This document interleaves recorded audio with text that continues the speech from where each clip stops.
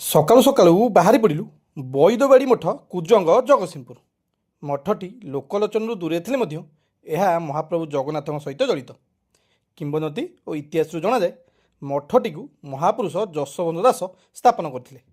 ଯେତେବେଳେ କଳାପାହାଡ଼ ଓଡ଼ିଆଙ୍କ ପ୍ରାଣ ଜଗନ୍ନାଥ, ବଳଭଦ୍ର, ସୁଭଦ୍ରାଙ୍କ ଦାରୁମୂର୍ତ୍ତିକୁ କଲିକତା ନେଇ ହୁଗୁଳି ନଦୀରେ ପୋଡ଼ି ଫୋପାଡ଼ି ଦେଇଥିଲା, ବିଶ୍ୱର ମହାନ୍ତି ଅଧାପଡ଼ା ମୂର୍ତ୍ତିରୁ ତିନି ବ୍ରହ୍ମକୁ ଆଣି କୁଜଙ୍ଗରେ ରଖିଥିଲେ।